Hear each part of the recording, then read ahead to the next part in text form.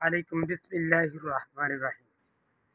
নামাজ শেষ করে আমরা অনেক সময় যে নামাজের উপর পড়ি, মানে একটা যায় নামাজ করে যেটাকে, অর্থাৎ যেই নামাজটা পড়ি, যে সালাদ বা যে কাপড়ের উপর, এই কাপড়টাকে একটা ভাঁজ করে রাখা, যে রাখতেই হবে।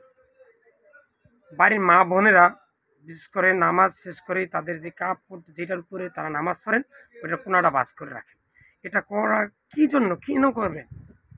এটা তারা দেখতেছি করতেছি অহরহ। আল্লাহ রসুল সাল্লাহ সাল্লামের আমলে এরকম ঘটনা কি ঘটেছে? তাহলে নতুন করে আমরা এটা কেন করতে যাব? আল্লাহ রসুল সাল্লাহ সাল্লামের মহিলা সাহাবি যারা ছিলেন, বা রসুল করিম সাল্লাহ সাল্লামের স্ত্রীগণ কি নামাজ শেষ করে তাদের যে যান যেটার উপর তারা নামাজ পড়তেন ওটার কি ভাঁজ করে রাখতেন?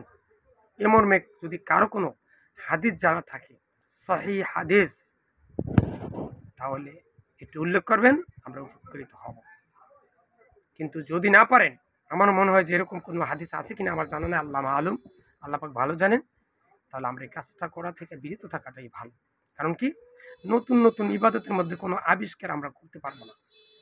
আমরা দিনের ভিতরে, ধর্মের ভিতরে আল্লাহ রসুল সাল্লাহ আসলাম যা আদেশ এবং নিষেধ করেছেন, সেটার অতিরিক্ত কিছু করতে গেলেই সেটার নামই বেদাত। আর আমরা যতটুকু সম্ভব, যেহেতু মুসলমান আমি হয়েছি, আমি বিড়ি সিগারেট জর্দা সাদা ভাত এগুলো খাবো না। কেউ যদি খায় তাকে না খাওয়ার জন্য অনুরোধ করবো।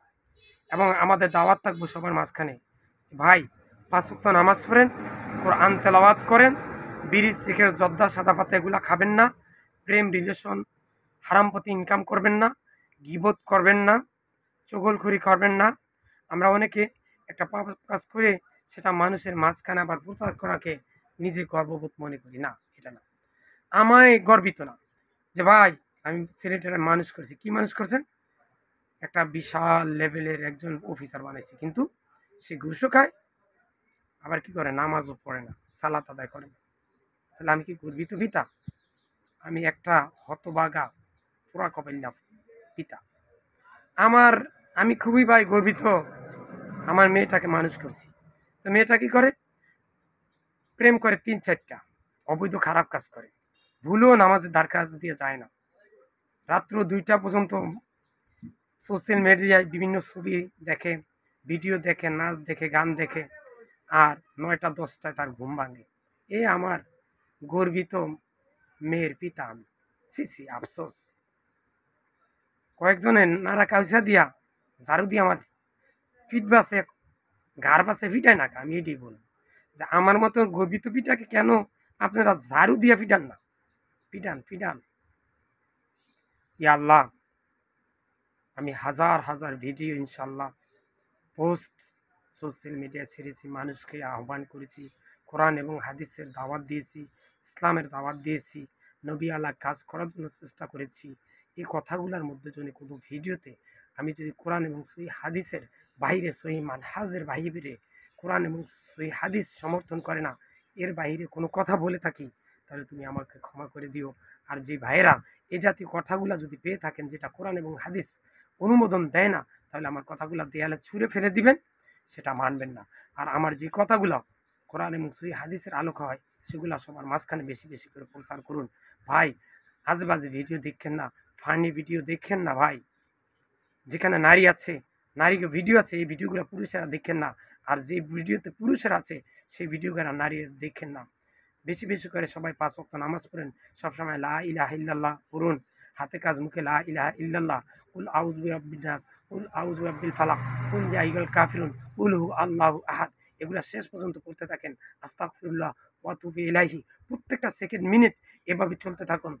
যখনই উযু ছুটে যাবে, সাথে সাথে উযু করে নেবেন এবং মসজিদ মুখে থাকবেন।